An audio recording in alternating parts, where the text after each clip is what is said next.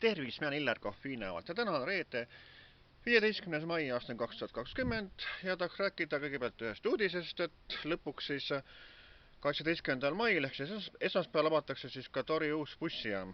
Nii teavitati siis Tori vallavalitsuse leheküljel.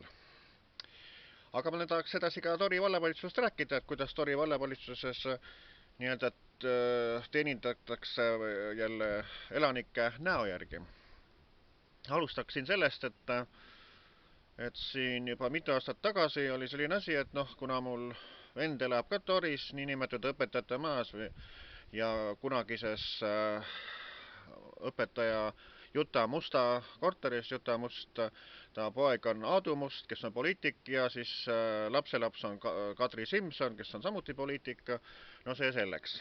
Aga siis probleem oli selles, et mitmed sealsete üürnikel olid kenasti aknad ära vahetatud, tuulekindlaks muudetud, aga siis see minu venna üürikorter, mis on endine siis Juta Musta korter, et seal nagu olid aknad vahetamata jäänud ja siis sõnaga, et vanad, mis lasid tuult läbi kati. Ja siis ma pöördusin kunagise selle Tori valla vanema Kaie Tooboli poole. Ja Kaie Toobol oli niivõrd ülbe ja vastas kohe niimoodi, et kõrvaliste isikutele tema infot ei anna, ühesõnaga, et see on siis nii-öelda korteriüürnik ja tema vaheline asi, et nemad räägivad, aga ta ei ole mitte midagi rääkinud, et Kaie Toobol hüppas siia ja sinna, küll oli ta Toris mingis arendus- või arengunõunik ja nüüd on ta hoopis Suure-Jaani vallas seal mingi haridus, ma ei tea, mis spetsialist või kes ta seal on, no see selleks. Aga siis samas, suri üks eakas inimesel majas ära ja siis selle korteril vahetati kohe aknad välja uute vastu. Aga tolku pole sellest ikka midagi, et sinna uut elanikku sisse ei tulnud ja nüüd peaks maja minema renoveerimisele, aga nii et kuskil märtsikuuses pidid inimesed sealt nagu välja kolima, uued kohad omal leidma, sõnaga, aga tänase päevani on see renoveerimine alles algamata, nii et millal see üldse algab, seda ma ei tea. Nii et see on ka nii-öelda näo järgi tegemine, nii et minu vennal jäeti aknad vahetamata sõnaga, aga samas kellegi teisel vahetati kohe ära, nii et kellel tahame vahetame, kellel taha ei vaheta. Aga nüüd ma räägin hoopis ühest teisest asjast. Nii, siis teine asi on see, et eelmine suvi käisid suve jooksul mitu pottseppa käisid elanike majasid üle vaatamas. Jälle, et elanikud rääkisid, et millised on pliidi olukorrad ja ahjuolukorrad ja et mingisugust abi, ütleme, valla poolt saada või niimoodi. Aga nii, et mitte midagi ei järgnenud, nii et ja siis ma hakkasin asja uurima, saatsin Tori vallavalitsusele kirja ja nüüd ma sain ka vastuse. Et abivallavanem Priit Ruut vastab sinu kahtlustele ja muredele, mida oma blogis väljendasid.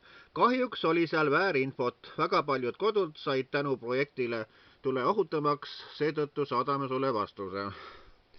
Tõenäoliselt peab Hillar Kohv oma postituses silmas kodukülastusi, mida tehti Tori vallavalitsuse Päästeameti ühise projekti 500 kodu korda raames. Antud projektiga tehti Tori vallas tule ohutamaks 17 kodu ning sellesse panustati kokku 27 000 eurot.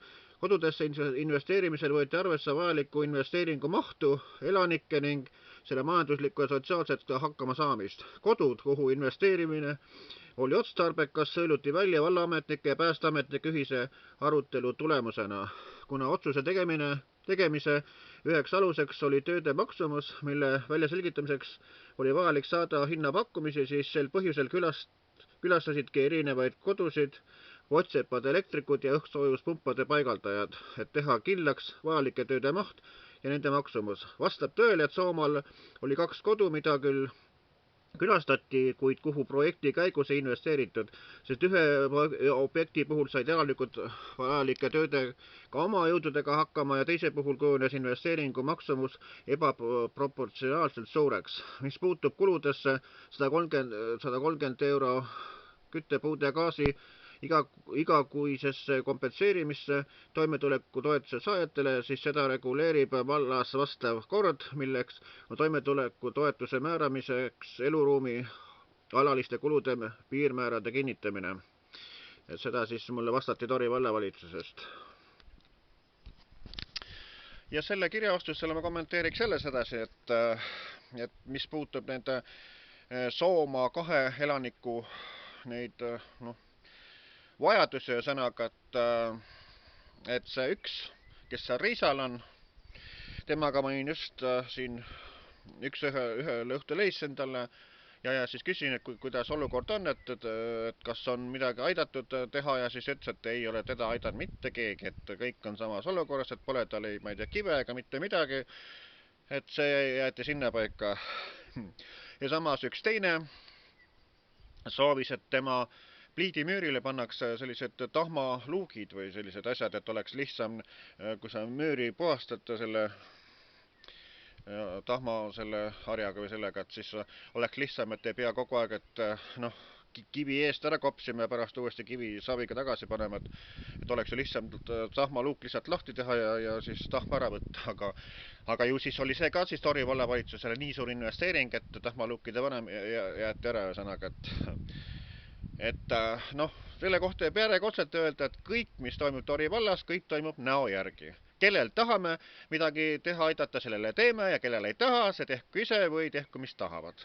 Aga selle kohta ma ütleks niimoodi, et siin eks aasta või palju pärast need uued kohalikud omavalitsuse valimised tulevad jälle, et vallavolikogusse valitakse, et soovitan kõikidele, et ärge valige Lauri Luuri praegust vallavanemat enam tagasi, ärge valige seda Priit Ruutu, mis ta on, ärge valige Enn Kuslapit ja teisi, nii et jätke need valimata ja siis Jüri Puust jätke valimata, sest et tema samamoodi, et neid ei huvita absoluutselt see vallaelanike probleemid ega mured.